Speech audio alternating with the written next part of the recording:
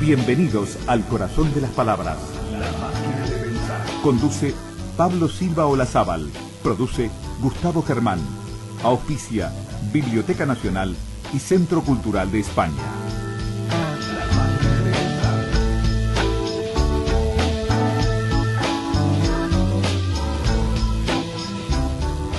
Amigos, bienvenidos a Radio Uruguay, bienvenidos a La Máquina de Pensar. ¿Cómo están? Estamos aquí, ustedes ya lo saben, en la Feria Internacional del Libro. Creo que va a ser el último día para La Máquina de Pensar, pero esto va hasta el domingo. Saben que un día sí y otro no. Está Radio Uruguay, mañana está Emisora del Sur. Quiero decirles que para mañana viernes, simplemente a modo de recomendación, atención, una recomendación. Mañana viernes se presenta a las 18 horas en el Salón Rojo, Pasado y Futuro en la Historieta Uruguaya. Van a hablar de varias historietas. Dengue, un clásico ya de la historieta de ciencia ficción apocalíptica en Uruguay, se los digo. Dengue, Bernardina hacia la tormenta, Cardal y el Club de los Ilustres. Este último es una historieta sobre el Club de los Ilustres es una especie de banda vengadora integrada por José Pedro Varela, por Delmira Agustini, por Horacio Quiroga y un jovencísimo Aparicio Sarabia. Esto es de Estuario Editora y Grupo Velero Fonte. Se presenta mañana a 18 horas en el Salón Rojo y mañana también a las 20 horas en el Salón Dorado hay una conferencia de debate, Agonía de las formas, propiedad intelectual y los derechos de autor en la era digital. Van a estar conversando, van a estar en realidad dando una conferencia Luis Fernando Iglesias y Fernando Vargas. Nosotros vamos a ver si lo grabamos y posteriormente lo pasamos aquí en La Máquina de Pensar. Bueno, el sábado también hay otras recomendaciones, pero nada, mírenlo ustedes. Va a estar Santulo también, Fito Santulo, presentando otra historieta, 40 cajones, a las 17 horas. Santulo es increíble, y a las 19 horas va a estar presentando también su novela gráfica Cita Rosa, sobre la vida de Cita Rosa, con Santulo de nuevo y Max Aguirre a las 19 horas. Aquí, el sábado, en la Feria Internacional del Libro. Listo, ya hablamos de todo. Estamos con el Nano Preyac en controles de emisión, estamos con el Flaco Germán. Le voy a dar la bienvenida a la escritora Claudia Mengual. ¿Cómo le va, Claudia? ¿Cómo va, Pablo? ¿Bien? ¿Cómo andás? Muy bien, muy bien. Contenta de estar aquí contigo. ¿Y me dejas pasar un avisito a mí también? Todos los avisos que quieras. El sábado a las 4:30 en la capilla de Pueblo Soca va a haber una actividad también de presentación del libro del que vamos a hablar ahora, un concierto y una muestra de pintura, pero sobre todo creo que vale la pena visitar esa capilla que habitualmente está cerrada y que la Intendencia de Canelones está intentando recuperar para que podamos tenerla abierta durante todo el año. Pero esta presentación no fue el sábado pasado, el 6 de octubre. Se suspendió porque llovía, pero bueno, este sábado 4:30 la vamos a tener. O sea que la idea es presentar Rara Avis, vida y obra de Susana Soca en la capilla Soca, sí, ahí en el pueblo. Eso. Lindo, en el pueblo Soca, se llega por ruta 8 o si no también por interbalnearia. Y vale la pena, sabés que es una capilla única en el mundo, construida por el arquitecto catalán Bonet, el mismo arquitecto de Punta Ballena, de las casas de Punta Ballena, una iglesia que quedó inconclusa, que nunca se consagró.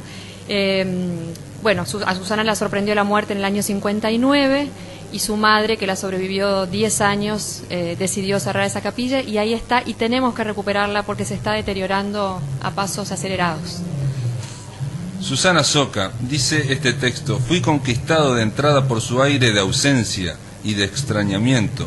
Sus susurros, no hablaba, sus gestos inseguros, sus miradas que no se adherían a los seres ni a las cosas, su aspecto de espectro encantador. Esto lo escribió Cioran está recogido en un libro de textos de él que se llama Ejercicios de Admiración. Cioran, el filósofo rumano que era muy ácido y que hemos estado hablando de él durante toda la semana, con esa visión, pesimista. El lunes nos decía el escritor Abel Poza, argentino, que no era nihilista, pero realmente alguien que decía, por ejemplo, que, entre otros aforismos, decía que aquel que, decía, entre otras cosas, que lo mejor era no haber nacido, o lo mejor sería pensar antes del nacimiento, en fin, una serie que la de vida solo se soporta porque uno sabe que puede terminar con ella en cualquier momento. En el caso de él, sí. O decía, por ejemplo, que un suicida es un optimista porque cree que puede arreglar algo. Tal cual. O que él había nacido por accidente, pero recordarás que su mamá le decía que él había nacido por accidente, ¿no? Que si hubiera sabido lo pesimista que iba a ser, probablemente hubiera dispuesto de ese Cioran por nacer. Así que bueno, a mí me parece un personaje muy interesante. Sí. Y ¿sabes por qué? Porque siendo yo creo un intelectual de fuste, no tenía pose de intelectual. De hecho, le molestaba que le dijeran filósofo, sin duda, ¿no? sin Eso duda. Sí. supongo que lo habrán hablado. Creo que entraba más dentro de la categoría de pensador, y porque nunca entró dentro de ningún sistema y anduvo un poco cimarrón por la vida, cosa que a mí me gusta. Claro. Se trata de alguien, lo hemos hablado durante toda esta semana, alguien muy especial, sobre todo porque ese discurso terriblemente pesimista se contrasta con una obra de alguien dedicado a escribir y a decantar su estilo. Él en un momento escribe páginas y páginas en torno al estilo, lo que es el estilo, lo que es el tono, y bueno, obviamente maldice haber elegido el francés para escribir, una lengua que es tan prestigiosa y donde se había hablado tanto y dicho tan bien las cosas, era muy difícil decir algo nuevo.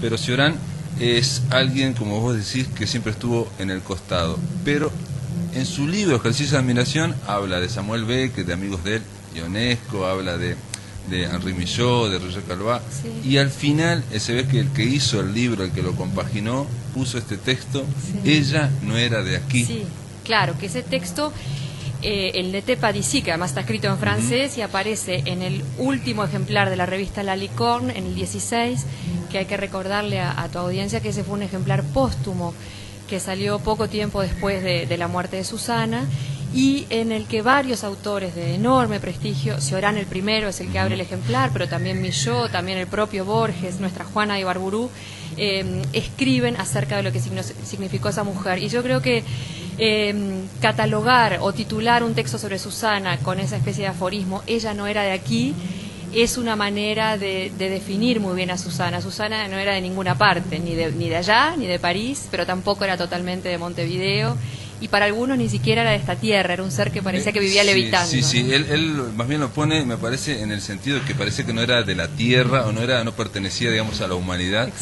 Ayer comentamos con Ida Vitale, yo leí solamente el inicio de este texto que dice: no la vi más que 2 veces, es poco, pero lo extraordinario no se mide en términos de tiempo, fui conquistado de entrada por su aire de ausencia. Exacto. Y ella, Ida, lo que primero me dijo es: todos pensábamos igual. Sí.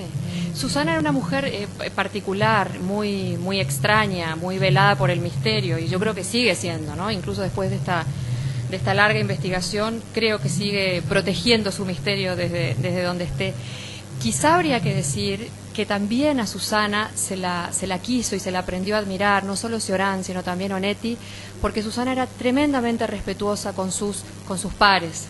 Y, por ejemplo, pagaba muy bien las colaboraciones para su revista, y yo creo que eso también le hizo ganar el respeto de algunos que en principio la despreciaban. Onetti, entre ellos, vos recordarás el texto que escribió Onetti a Susana Soca, en el que él hace ese mea culpa y cuenta cómo al principio participaba de ese ambiente anti-Soca y anti-Licorne que había en Montevideo, hasta que Susana lo invita a participar de la revista y él le manda aquel cuento con título imposible. Sí, un cuento larguísimo, Historia del Caballero de la Rosa y de la Virgen encinta que vino de Lilliput, y además le pide una suma exorbitante que Susana le paga. Y a partir de eso inician una relación y Onetti se anima a atravesar el prejuicio y descubre a la mujer generosa y valiosa que fue, y le dedica nada menos que Junta Cadáveres. Claro, aparte con una dedicatoria bellísima, a Susana, la forma más extrema o absoluta de la piedad, y después dice por su talento, ¿no? Sí. Preciosa dedicatoria. A mí, vos sabés que leyendo sobre Cioran y viendo una documental y todo esto, me hacía acordar repetidamente a las pose, la actitud de Onetti, ¿no? En el sentido de que, todo el mundo se va a morir, nadie es consciente de eso, así que para qué, en fin, que la gente vive pensando en otra cosa, no es lúcida, en fin, no sé qué. Pero terminaban hablando mucho de la vida. Justo hoy con Gerardo estábamos hablando y decíamos que estos hombres que aparentemente vivían con ese desprecio hacia lo vital, todo el tiempo hablaban sobre la vida, ¿no? Entonces ese nihilismo pegaba un giro de 180 grados y terminaba siendo una especie de despertador. A mí me gusta, me hace acordar, ¿sabes a qué? Me hace acordar a las naturalezas muertas de los holandeses del siglo XVII, que te ponían aquellas calaveras y en medio de las rosas y de los manjares, y tú decías, ¿por qué estropean esa pintura con ese recordatorio de la muerte? Bueno, porque se llamaban las vanidades, era un recordatorio de que todos nos vamos a morir. y finalmente terminaba siendo también un recordatorio de que había que vivir la vida plenamente y con valores, y me parece que Susana la transitó por ese lado. ¿Sabés qué? De Susana Soca, Rara Avis, vida y obra de Susana Soca, esto es un trabajo enorme que te mandaste, sí. Y tiene una cuestión de que cuando uno lo lee, por ejemplo en el caso del artículo de Netti, que yo ya lo había leído, sí. Y le dedicamos una semana a Susana Soca, lo leímos, pero no sé por qué lo vi distinto esta vez, y me quedé con la parte en que él habla de Susana, o sea que trata de la descripción y dice, era pequeña, nerviosa, más hecha que yo para evitar un mundo de silencio. Exacto.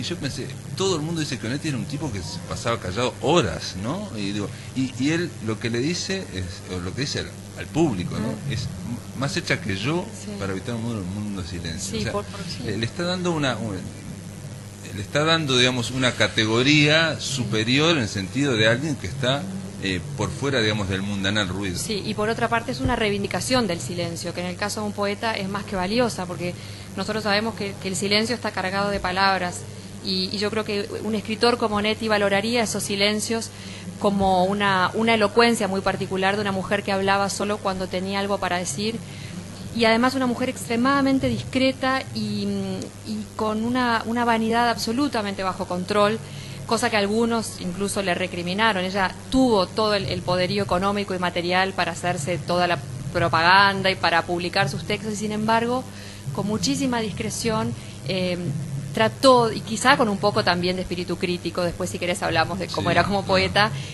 trató de permanecer oculta hasta el final, tanto que su obra es casi toda póstuma. Claro. Hay una cuestión con Susana que lo comentaba ayer Ida Vitale cuando yo le leí esta parte de Cioran. Decía, era de una gran timidez verla, dijo así, sí. Después verla dar una conferencia era un sufrimiento. Se le perdían los papeles, se le entregaban todos, por los nervios que había. O sea, estamos hablando de alguien que, y yo pensé cuando me estaba diciendo eso, ¿no? Hizo dos anécdotas. Una, de que verla en una conferencia era un sufrimiento, y la otra, una anécdota que se ve que es tipo leyenda urbana, de que estando en París entra en una habitación, recibe a alguien y no encuentra algo y era que se había equivocado de piso. Muy probable que fuera distraída. Entonces, también. Dice, eso habla de que estaba en un nivel, digamos, de concentración distinto. Y yo decía, obviamente lo pensé, pues no era para ponerme a conversar con Ida Vitale sobre eso. Eso es contradictorio con el ser poeta y el querer ser artista y querer exponerse. O sea, por un lado una gran timidez y digamos estar en otro nivel, digamos, fuera del mundanal ruido, versus el impulso artístico. Sí, fíjate que Sabater Casti, que fue su maestro y su preceptor desde que ella tuvo 14 años, decía que ella vivía en un mundo de ensimismamiento, pero que ella reflexionaba mientras estaba aparentemente ausente. Siempre se la compara con Victoria Ocampo, que es de alguna manera el polo opuesto, esa cosa extrovertida y como una especie de locomotora que iba arrollando todo. Y sabés que en el libro yo le dedico un capítulo a las dos, y me parece que cada una a su manera fue una mujer muy activa y muy partícipe de su época. Tenían estilos distintos, ¿no? Susana era discreta y Victoria era pura explosión. Era pura explosión. Después de la pausa, si te parece, Claudia, hablamos in extenso de este par, ¿no? Victoria versus Susana, o Victoria y Susana. Es muy fácil catalogarla, decir Susana Soca era la Victoria Ocampo uruguaya, esas clasificaciones fáciles, pero esto después, aquí en La Máquina de Pensar, continuamos conversando con Claudia Mengual sobre Rara Avis, vida y obra de Susana Soca. Si querés volver a escuchar charlas, entrevistas o columnas, ingresa a piensamáquina.blogspot.com y bienvenido al corazón de las palabras.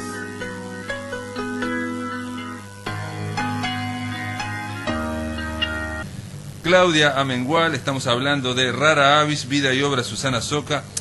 Capaz que antes de hablar de Victoria y de Susana Soca, vamos a hablar un poco del libro. Es una biografía, pero no es la biografía habitual, la que estamos acostumbrados, al menos los últimos años, a leer, que es la biografía novelada. Aquí el que va a leer esto no se va a encontrar con la novela de Susana Soca o con una reconstrucción, digamos, que apela a la ficción de Susana Soca. No, y qué bueno que me preguntes esto porque me permitís hacer una precisión. En realidad mi oficio es de novelista, esto fue un desafío, trabajar el ensayo fue un desafío. Pero como lectora, en primer lugar, yo tengo algunas aprensiones con respecto a esos géneros mixtos que mezclan la realidad con la ficción, la novela histórica, la historia novelada. Hay que hacerlo con una altura y con una capacidad y con una técnica que me parece que ameritaban una decisión estética que en este caso yo decidí no transitar. Así que esto es ensayo, tiene todo un aparato erudito, que es probablemente el texto más voluminoso que haya escrito y que escriba.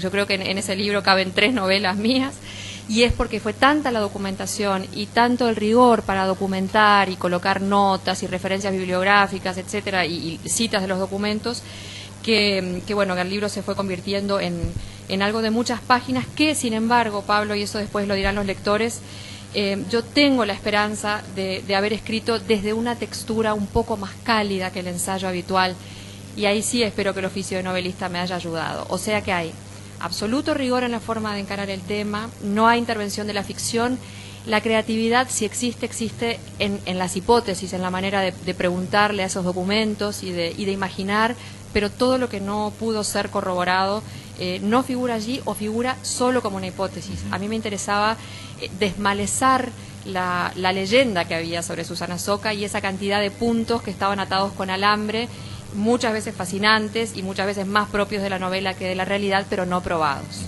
Se trata de un personaje o una persona que elegiste que era, si bien por un lado cercana en el tiempo, muere en el año 59, tampoco estamos hablando del siglo XIX, sin embargo alguien que está como en una permanente neblina, en una permanente nebulosa, no solo como era ella, sino como era recordada y cómo se la borró, digamos, a nivel cultural.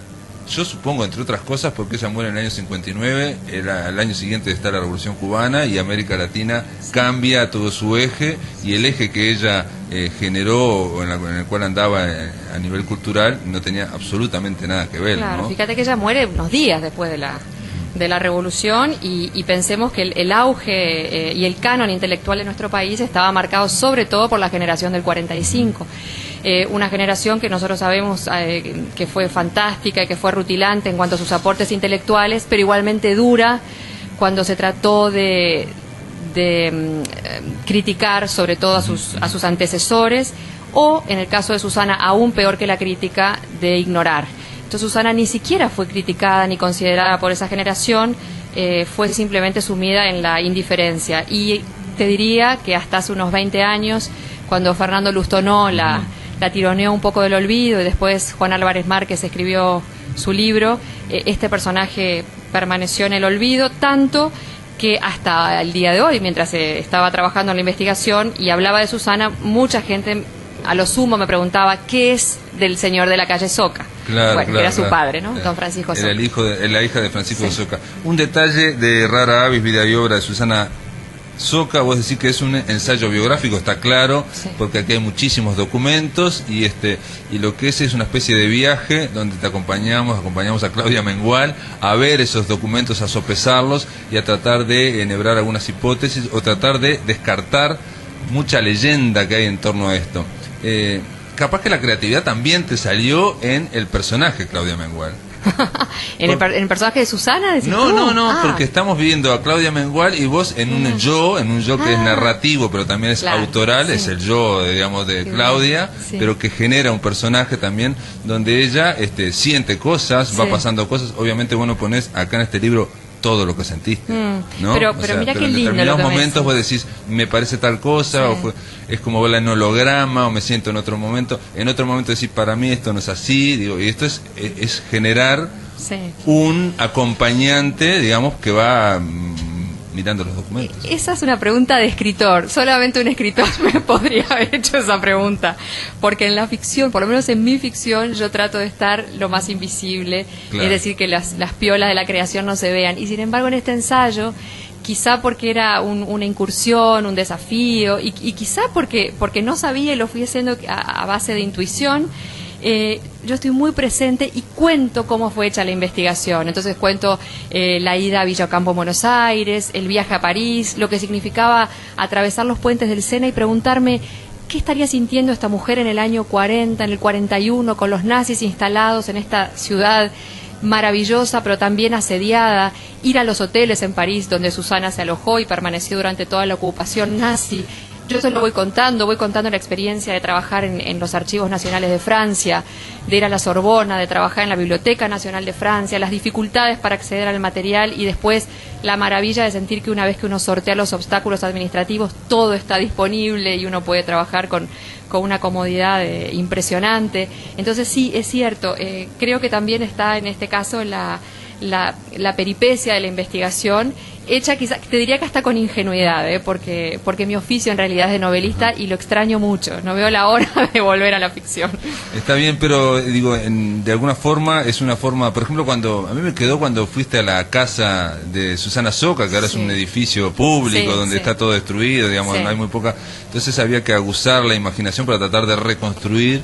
Y bueno, o incluso en este libro que estamos hablando, que es un ensayo biográfico, y estamos supuestamente, y que tiene un origen académico, ¿no? Sí, fue, de hecho, el origen fue una tesis de maestría, así que sí, totalmente académico, así nació. Pero, por ejemplo, en la casa de la calle San José, muy cerquita de donde estamos ahora, casa que deberíamos tratar de recuperar, porque apenas hay una plaquita adentro que dice, aquí vivió el doctor Francisco Soca, es nueva, tiene un par de años, es una casa hermosísima, en muy malas condiciones de mantenimiento. Sí, me pasaba que al recorrer la casa desde el último piso hasta el sótano, primero iba abriendo todas las puertas que podía, los placares que me permitían abrir, siempre pensando que iba a encontrar algo que alguien había olvidado. Y en algún momento me imaginaba, porque había que hacer ese ejercicio de imaginación, a Susana viviendo en esa casa, rodeada de sus Picasso, su Monet, sus Modigliani, sus De Chirico. Te confieso que había que hacer un esfuerzo de imaginación muy grande porque el estado de la casa es bastante deplorable y bueno, quizá este libro también sirva para que alguien recuerde que está esa casa ahí y se preocupe por ella, porque se nos está cayendo literalmente, no exagero, se están cayendo pedazos de moldura, las paredes llenas de humedad, en fin, hay mucho para hacer. Sí, hablas incluso del estacionamiento, algo así del garaje. El garaje era muy particular porque Susana manejaba terriblemente mal y cuando no salía con su chofer, por ejemplo, cuando venía Victorio Campos salían las dos solas de paseo, supongo que para charlar, y entonces a Susana le habían colocado un torno en el garage para que ella entrara el auto de frente, le giraban el auto y pudiera sacarlo nuevamente de frente. Me contaba su prima que una vez manejó desde San José y Andes hasta la quinta de Instrucciones, la quinta de los Mendilarzu, en primera, y llegó con el auto fundido, porque iba tan contenta a llevarles algo, para mostrarles algo que había traído de Europa, algo que dejó apoyado en la puerta de la casa de la quinta cuando llegó y se distrajo en saludos, entraron, tomaron el té y cuando salió, además del auto fundido, recordó que lo que había dejado apoyado contra una pared en la calle era un De Chirico que había llevado a mostrarle a los Mendilarzu. Así que yo creo que era bastante despistada, pero también, como dice el experto en arte Jorge Castillo, era una mujer que amaba el arte no por el valor económico, no por lo que costaban las pinturas, sino por el placer de la pintura en sí, y eso también habla muy bien de ella.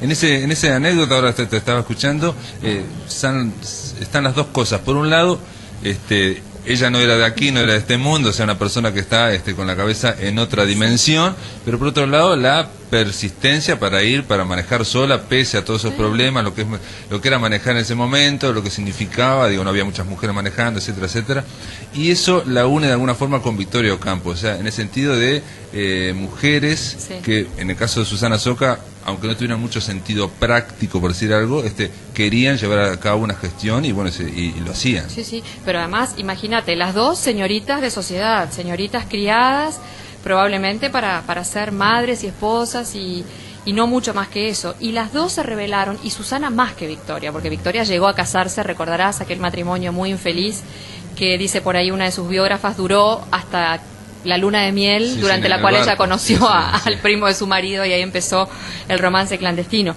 Lo que tienen Susana y Victoria, muchísimas cosas en común, las dos gestoras culturales, las dos extremadamente generosas con aquellas personas a las que ellas consideraban que podían ayudar con su dinero. Victoria supo mostrarse más, supo venderse más, era más egocéntrica, escribió muchísimo sobre ella. Susana siempre trató de pasar inadvertida. Las dos con ese proyecto cultural, Victoria lo llevó adelante en Villa Ocampo, recordarás que ahí va Rabindranath Tagore. Susana con su casa de Divina Comedia y Esteban Elena, construida ya cuando estaban solas, su madre y ella, a fines o principios de la década del 30, una casa enorme y desproporcionada para dos mujeres solas, pero que sin duda intentó ser un centro parecido a Villa Ocampo. Ahí estuvieron Lorca, ahí estuvo Camus cuando vino a Montevideo, después Susana los homenajeaba en el Hotel Carrasco, pero digamos que la casa de Carrasco, además de ser casa de balneario, era una suerte de lugar para recibir a intelectuales de aquí y de otros lados. Lo que pasa es que a la vida no le dio tiempo. Ella primero vivió durante toda la guerra y un poco más en París, y luego volvió poco tiempo más aquí en Montevideo, y luego la muerte. No sabemos qué hubiera sido esta mujer si hubiera vivido más de los 52 años que vivió. Es alguien que estamos hablando que manejaba una gran fortuna y que decidió invertirla en cultura, sí, en sacar esa revista La Licor, una cosa sorprendente, y hay un misterio en torno a ella que lo dejo planteado para el próximo bloque, que es cómo esta persona que era millonaria junto con su madre van a París, obviamente, comienza la Segunda Guerra Mundial, y mientras toda la gente de plata huía de París, se iba al campo o se iba directamente a Estados Unidos, ella se queda con su madre y está durante toda la Guerra Mundial, la Segunda Guerra Mundial, lo que es ahí en París. Es un misterio que vos lo planteás y bueno, tirás un par de líneas, y como uno sigue a Claudia Mengual con todas esas interpretaciones, como el lector dice, no, yo pienso otra cosa, se me ocurrió otra cosa. Pero esto después de la pausa. Vamos a seguir acá con Claudia Mengual. Queda planteado el misterio de Susana Soca y su madre en la Segunda Guerra Mundial. En el aire de Radio Uruguay, La Máquina de Pensar. Seguimos acá en La Máquina de Pensar, estamos conversando con Claudia Mengual en la Feria Internacional del Libro. Estamos conversando sobre este libro, Rara Avis, vida y obra de Susana Soca. Dejé planteado un enigma antes de la pausa, Claudia.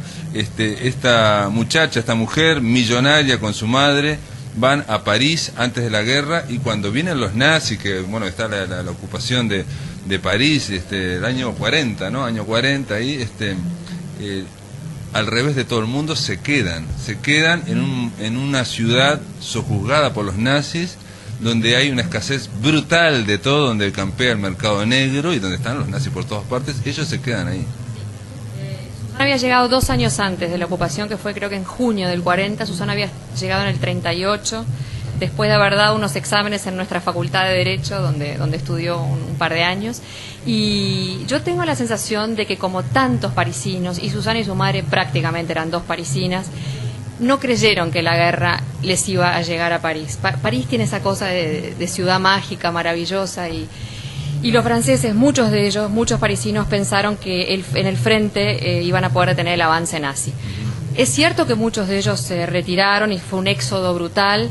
Irene Nemirovsky cuenta muy bien lo que fue en Suite Francesa, ese éxodo de gente que salía con sus pertenencias, sus animales. Y también es cierto que una vez instalado el gobierno de Vichy, Pétain convence a muchos de esos parisinos a regresar. Y vuelven, y es como una trampa mortal, porque realmente quedan encerrados en las ciudades. Es decir, que una vez establecido realmente la ocupación nazi, ya después no se podía salir y no se podía entrar. Como tú bien decís, faltaban los alimentos, faltaba el combustible, había toque de queda. Hay que decir también, en honor a la verdad, que si uno tenía dinero, podía conseguir en el mercado negro los alimentos que faltaban, y podía tener ciertos mecanismos de protección que en algunos casos estaban vinculadas a protección directamente desde el alto comando nazi. Es decir, siempre se ha hablado de Susana como de una resistente activa que iba por la noche en su bicicleta. Eso es otra leyenda que en torno a Susana. Pero para los montevideanos que estaban acá, que veían la guerra mundial y la fascinación que había por Francia, bueno, para Onet, es decir, ella iba con una, ¿no? Imaginásela en bicicleta, con boina. O Superviel, que estaba acá en Montevideo. Fíjate, claro. Superviel fue uno de los que se fue de París y estaba en Montevideo, y de hecho aquí en Montevideo hubo un comité muy activo de ayuda a los franceses. Esa leyenda de que Susana fue una resistente activa, yo por lo menos no la pude probar, Pablo. Este libro todavía tiene muchas preguntas abiertas, quizá en algún momento aparezcan documentos que lo prueben, yo no lo pude probar. Mi hipótesis, quizá más fundamentada en los documentos que sí encontré, es que Susana resistió con su madre en esa París ocupada, fue expulsada del Hotel Jorge V, donde vivía con su madre, porque allí se instaló el alto mando nazi. Claro. Así que ella después se retiró de ahí, pero creo que fue parte de esa clase alta que sobrevivió. Yo por ahí nombro a una millonaria estadounidense que se llamaba Florence Gould, que para sobrevivir lo que hizo fue tener, sin llegar a tener una connivencia con los nazis, pero mantener una cierta tolerancia. Entonces organizaba en su casa unas maravillosas tertulias a las que probablemente iba Susana, porque ahí iban Joan Doe, bueno, el colaboracionista Adriel La Rochelle, entre otros, pero también iban nazis. Es que no los podían parar. Claro, no, por ejemplo, a Florence Gould cuenta que a veces se le entraba Goebbels a su casa y le gustaba un cuadrito y se lo llevaba. Pero no nos debe sorprender porque Goebbels se llevó cuadros del Louvre también, o sea que se los llevara de una casa no era algo para sorprenderse. Entonces, de lo que sí debemos estar seguros es que Susana aborreció la guerra, la resistió por lo menos interiormente desde sus valores, escribió contra la guerra. La primera comunicación que hizo Radio Francia desde París hacia el Uruguay fue con la voz de Susana. Ella escribió unos textos y de paso ya... Eso debe haber sido terrible también para la timidez que tiene, ¿no? Pero cómo ella se puso ahí, digo, la persistencia. Sí, ¿no? pero yo creo que ahí ¿no? era más grande el dolor de ver sufrir. Claro. En los ensayos de Susana, que sí son fantásticos, los ensayos de Susana son de una enorme calidad literaria, de hondura filosófica, hay varios dedicados a la guerra, y ella dice explícitamente que uno de los grandes dolores que lleva en el corazón es haber vivido los horrores de la guerra. Yo no creo porque ella los haya padecido de manera absoluta, sino lo que ella vio padecer. Y como creo que era una mujer con valores y con sensibilidad y sentimientos, tiene que haber sufrido. Hay una foto preciosa en la que se ve a Susana el día de la liberación junto a Paul Eluard y creo que estaba, no sé si estaba Cocteau también en esa foto, celebrando la liberación de París. O sea que no fue una resistente, digamos, no fue una heroína de novela, pero de ninguna manera fue una colaboracionista, eso también hay que dejarlo claro. No, pero aparte, digo, esto que me decís de la foto, estamos hablando de Paul Eluard y Jean Cocteau, que eran uno de los, probablemente los intelectuales más importantes de la época, ¿no? Sin duda Jean Cocteau, digo, de la década del 30 era un tipo que predominaba, ¿no? En París.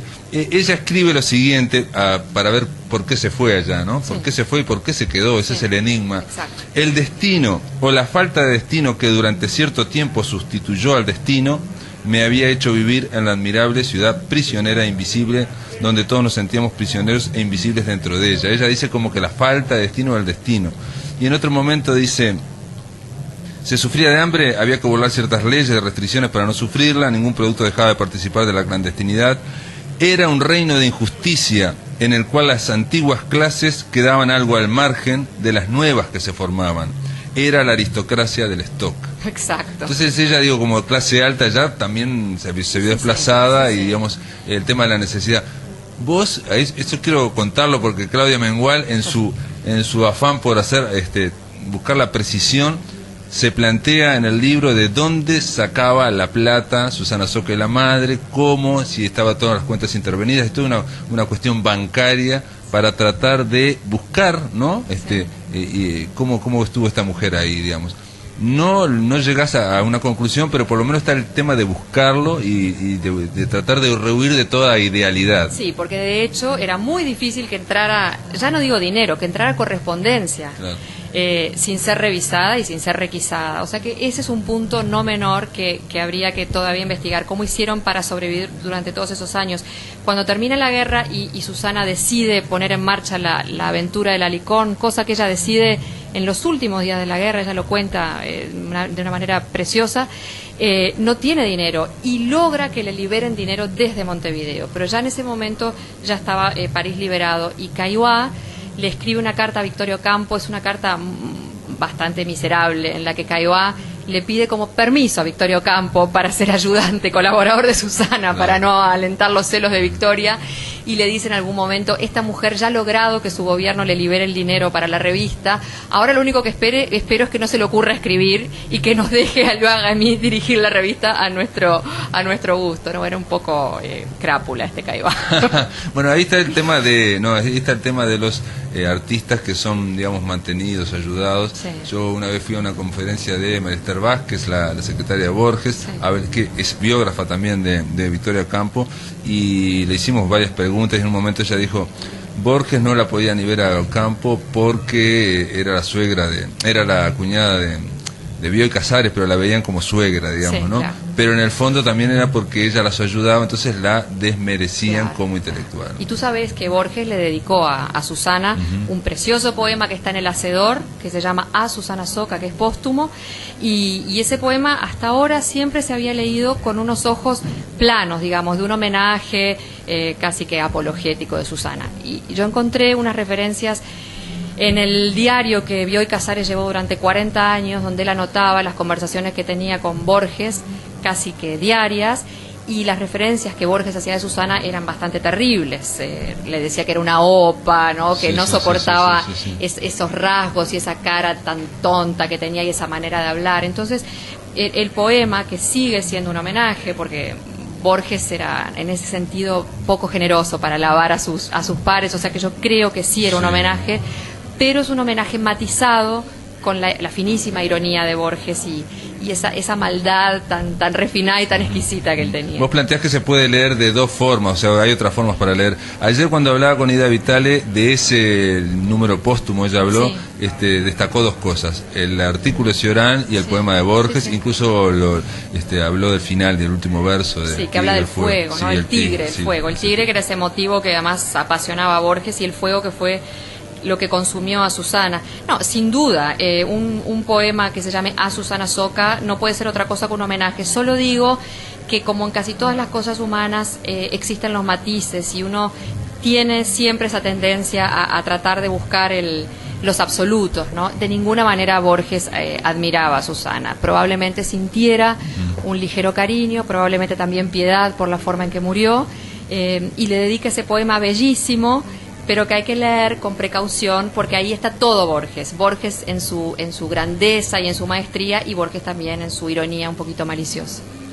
Y decime, en cuanto a la poesía, vos también haces una lectura de la poesía, digo, un poco para terminar, obviamente esta rara avis, vida y obra de Susana Soca, es como asomarse a un Uruguay también, Sí, claro. que ya no existe, y yo creo que ahí, yo pensaba cuando iba leyendo, bueno, ahí Claudio Mengual se está documentando para futuras novelas, porque va a tener un buen escenario para hacer varias novelas, por lo menos no una. Fue casi como un estudio de época sí, trabajar, sí, porque sí. es cierto, es el Uruguay de la primera mitad del siglo XX, con una intelectualidad rutilante. Una vez con el doctor Maggi nos pusimos a hacer una lista de nombres que brillaban en aquella época, y se nos acabó el tiempo y seguíamos nombrando personas que además se medían en Europa sin palidecer y sin tener que avergonzarse, ¿no? Un Uruguay también hijo de la educación pública, o sea que sigue estando vigente en algún sentido.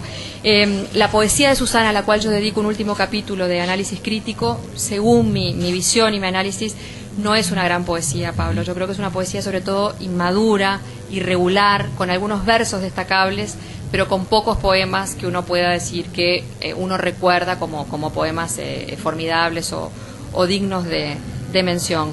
Yo creo que esa poesía es póstuma, no sabemos si estaba todavía pronta para ser publicada o si todavía le faltaba corrección, y yo prefiero y me encantaría que los uruguayos dirigiéramos nuestra vista, más que a la poesía de Susana, a sus ensayos, que son no más de una docena, que sí fueron publicados todos en vida de Susana y que están recopilados en un libro que se llama Prosa de Susana Soca, y que francamente... Pero ese libro está súper agotado, pero tiene que reeditarse. Algún editor tendrá que reeditarlo, porque la calidad de los ensayos es absolutamente es óptima, es decir, es filosófica, es religiosa, es de un nivel intelectual que realmente creo que todavía merece estudio y atención. Bueno, y por algo Carlos Real de Azúa la incluyó en la antología del ensayo uruguayo, Sí. que nadie sabía por qué, o todo el mundo decía cómo puede ser, será porque es amigo, no sé Claro, cuánto, sí. Porque mientras nadie le daba bolilla a esta mujer, él la integra en lo mejor del ensayo uruguayo. Sí, recordás que Emir Rodríguez Monegal se enojó muchísimo cuando Real de Azúa hizo esa selección, y seguramente Susana estaba entre esas incógnitas de por qué había sido incluida. Solamente quien no ha leído los ensayos de Susana puede creer que Susana era una intelectual de bajo fuste. Quien los lee, me parece que tiene que admitir que ahí tenemos muchísimo para todavía para investigar y para recorrer. Hay una cuestión también de la poesía que ella, digamos, una de sus cuerdas era la parte espiritual, el espiritualismo, sí, digamos, la religión, el tema de Dios. En eso estaba también afín con Esther de Cáceres o con Sara Ibáñez, y que en el año la década del 60 eso borraría con todo ese estilo de poesía, digamos, sí, también, ¿no? Es Hay cierto, una cuestión también. ahí Pero es cierto que de gustos también. Es cierto, pero es tan cierto también que es una literatura más que religiosa, de corte tradicional, yo te diría una literatura más bien mística, ¿no? De ensimismamiento. Exacto. Entonces, si uno no debe ir a buscar la cuestión dogmática, cristiana, dogmática, que sin duda estaba en la matriz, en la formación de Susana, sino que tiene que buscar una cuestión más filosófica en su poesía, algo más hermético, más encriptado. Pero insisto que la Susana, que a mi juicio es la más valiosa, es la ensayista. Muy bien, queda presentado Rara Avis, vida y obra de Susana Soca. Simplemente voy a terminar, si te parece, Claudia, leyendo el final de este artículo de Cioran sobre este enigma que se llamó Susana Soca. Dice así: quien supiera descifrar los rostros podría haber leído fácilmente en el suyo que no estaba condenada a durar, que la pesadilla de los años le sería ahorrada. Parecía viva, tan poco cómplice de la vida, que uno no podía mirarla sin pensar que nunca más la volvería a ver. El adiós era la ley de su naturaleza, el signo de su predestinación y de su pasar por la tierra. De ahí que lo utilizase como un nimbo, en absoluto por indiscreción, sino por solidaridad con lo invisible. Gracias por estar acá en la Máquina de Pensar, Claudia. Amigos, se terminó la máquina. Continuamos en Radio Uruguay el lunes que viene. Hasta luego.